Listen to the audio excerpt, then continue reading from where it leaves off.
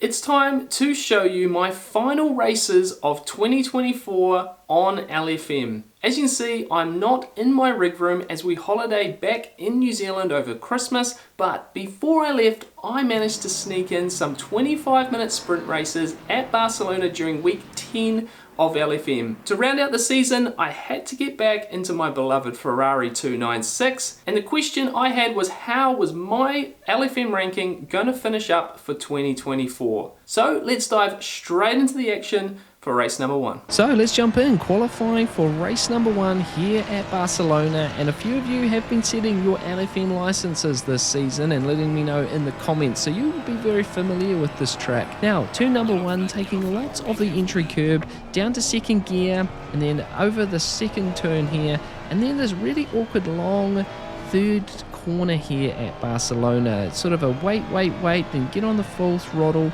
try and use a bit of that exit curb as well. The sooner you're on the throttle, the better there. Hard down into second gear for turn number 4. Coming out the other side there, again, trying to use a bit of the corner exit, but moving straight across the other side, down to first gear for turn number 5. Patient on the throttle, trying not to get too much of that exit curb and getting track cuts. And then this very awkward turn 7 here, which is a really tricky one. Over the curb, trying not to get a track cut on the exit. And then up the hill here for blind apex, and then you want to get on the throttle nice and early using that exit curve for the run down the back straight here. Little moment to take a breath, looking for that brake marker, hard on the brakes down to first gear for the hairpin, turning it nice and tight and out the other side there. Lots of chaos in that corner during the races. Now down to second gear, another awkward long corner there, got to be careful when you get on the throttle, and then off camber corner here, turns number 13, and then down to the chicane, first gear, get it tight over that first corner, around the second, and on the throttle, full throttle, round the final corner, holding onto the car there, and coming across to complete a first qualifying fast lap, a 1 minute 43.8. So that was good enough for 13th on the grid, a split one race here at Barcelona, and we're going to get green lights and we're away. A decent launch for me there, following this number 23 Ferrari in front, and the run down the front straight is relatively uneventful here. And we just want to get on the brakes nice and early here to avoid any chaos through this first set of corners. I've got this Aston Martin behind me here. He's looking for a bit of a gap. Porsche there on the inside, so we're just trying to avoid him. And then we're having a look down the inside here at turn number 3, being nice and cautious. Don't want to be too awkwardly up the inside here on this particular corner. Making our way down to turn number 4 on this opening lap, and the Aston Martin, he's still looking. He has a go around the outside and he manages to get up alongside me there, so I'm having to make sure I give him space on the exit. And on the helicopter shot here, you can see he's well alongside, misses his brake mark a little bit, runs wide. I get a bit of a touch there, and that actually allows the red Ferrari to come up the inside as well. So we lose a spot to the Ferrari, but obviously make one up to that green Lamborghini that's spinning off the corner there. So we come around, managed to tuck in for turn number 7 and find ourselves in the queue there with a bit of a gap behind, so not super worried there. Sitting here currently in P15, losing a couple of spots in this opening lap. However, coming up to turn 7 on lap number 2, we do manage to get a spot back as the red Ferrari in front gets a bit too much of that exit curb, and we manage to sneak up the inside and clear that car. And then a few laps later, the Aston Martin, he runs wide at the hairpin. He's quite aggressive on the rejoin though, and we get well over that curb. It's lucky we don't make contact. I'm on the outside awkwardly, and I managed to have to just sort of sneak back in there to avoid the red Ferrari coming up the inside on that corner as well. And this is sort of where the battle ends up being for the next few laps for me. The Aston Martin in front has got decent pace, but my car is nice and strong on corner entry. We managed to pull a bit of a gap to the cars behind as well, so I'm all eyes forward here. And there's a bunch of cars in front of us as well, so I am trying to look for a way past this Aston Martin and hopefully get involved with that battle up in front also. However, as the race goes on, I do seem to find that the tyres on my Ferrari start to drop away, they lose their sharpness, and I really do begin to struggle with the car. was certainly a bit of an odd one for me, and particularly in the last moments of the race, we do manage to really struggle a bit, and it was a bit of a lesson for me for the following races to not push the car too hard at the start of the race, as a few of the other cars began to struggle as well. As you can see, there's definitely a bit of a gap there to that Aston Martin in front. And as we move further along in the race here, we do manage to grab one spot with that drive-through penalty for a car in front, back up to P13 where we started. And as we come to the end of the race here, we do close in a little bit on some cars in front, but it's a pretty uneventful second half of the race, learning about the car, learning about the tyres through the stint, and making some adjustments for the next races. Crossing the line in P13, a solid way to start this set of races for me. So qualifying here for race number 2, I have set myself a 1 minute 44.2 in the session so far, but as you can see, we are 3/10 up as we come into the final part of the lap. We're getting our way down into the final chicane and still holding that 3/10, looking for a really good exit of this corner, but I grabbed too much of that second part of the chicane curve and run wide on the exit, invalidating that lap and losing all of that time.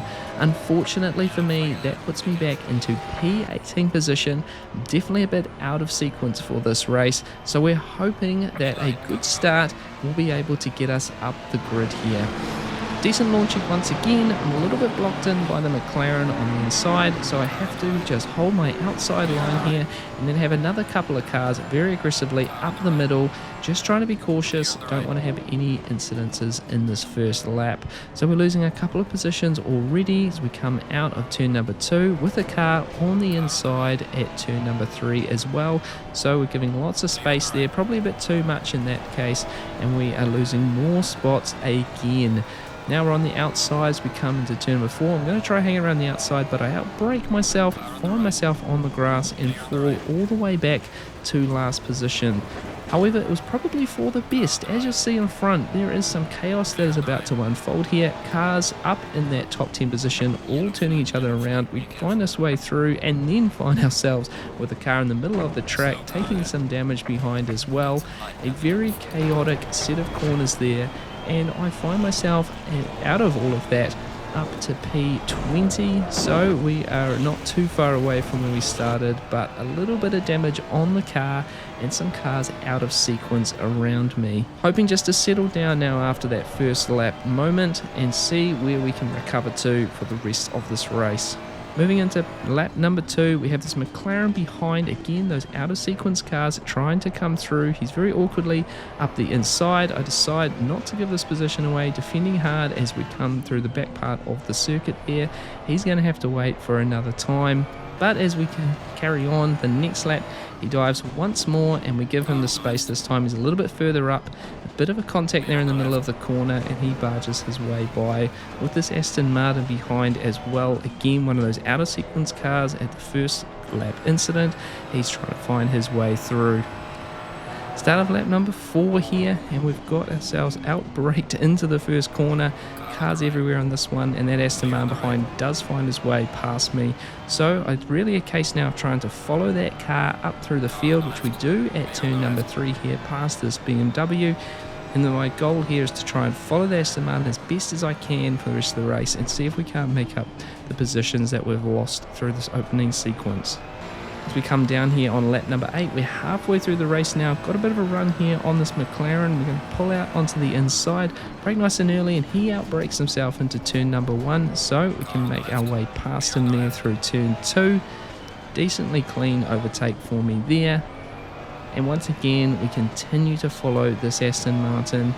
8 minutes and 16 seconds left to go on the clock. Now, I was pretty happy with the pace I had during this race, considering the damage that I had.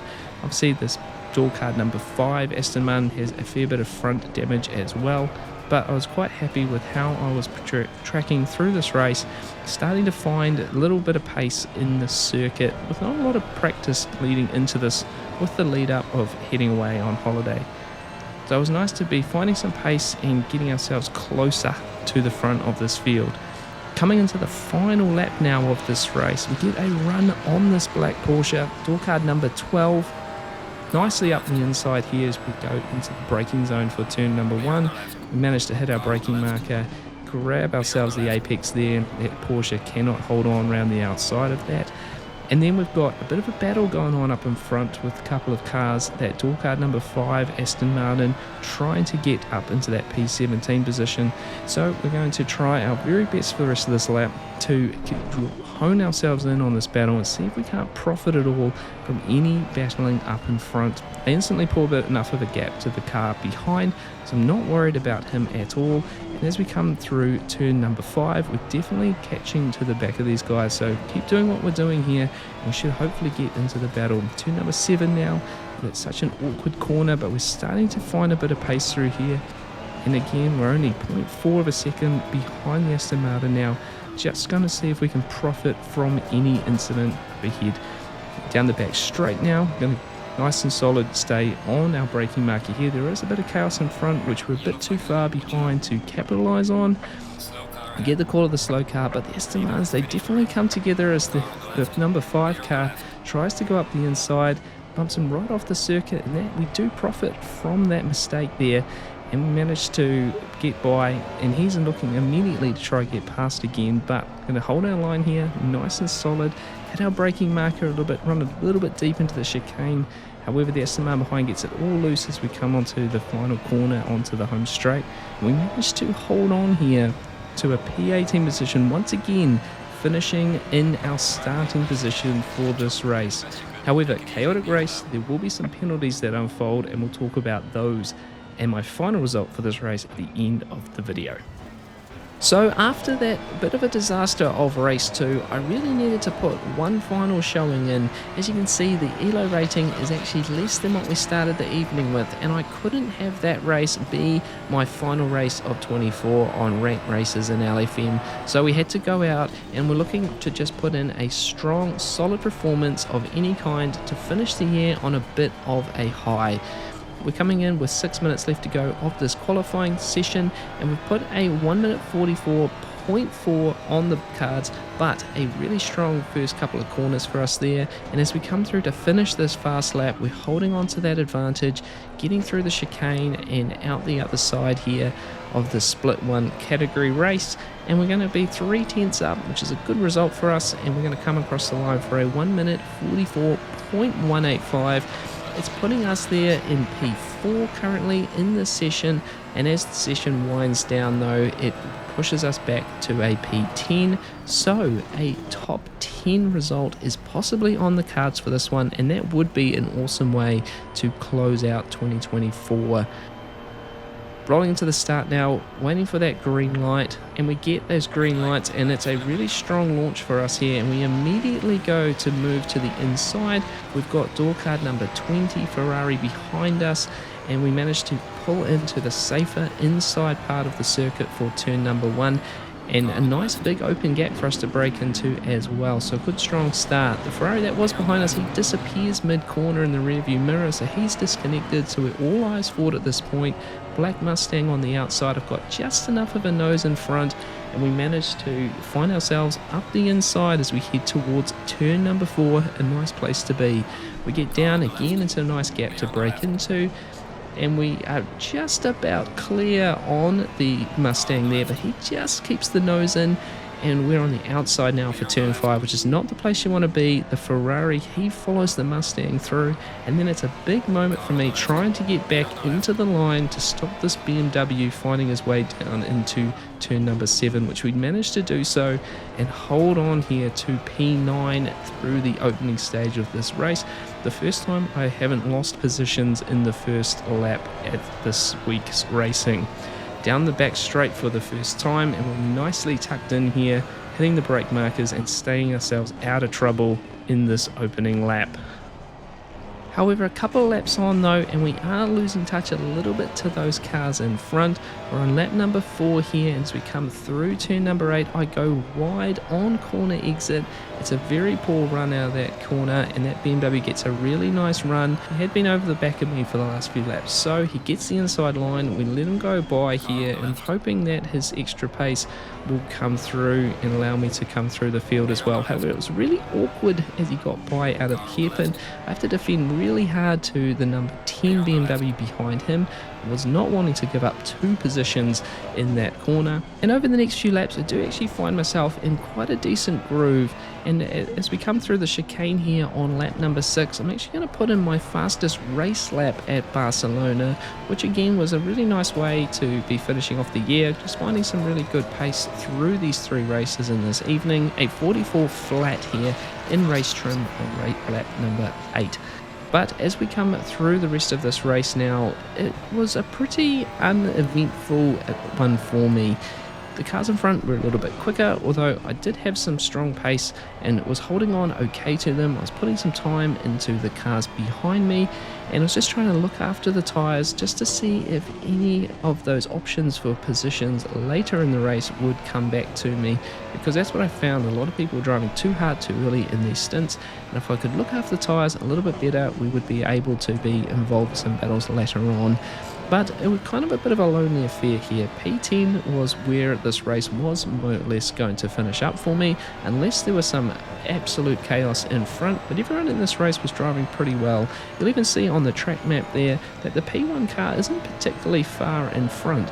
So a lot of this top 10 had a really similar pace, and if I was only a tiny bit quicker, I would have been really at the front of this field. It was nice to be in the mix here. It was a really good confidence boost as we finished off 2024 in LFM races, and now that we're on holiday, I actually really miss the rig. I actually really miss the fact that I couldn't do some of the other weeks of racing in LFM as well. Some of my favourite circuits were actually in the last few weeks of LFM racing. However, as we're going to come through the chicane here for the very final time of this video and of LFM racing in 24, I could honestly say that I was happy to finish off the year with a P10. It was going to come with a good chunk of ELO points and a nice safe race as well for me.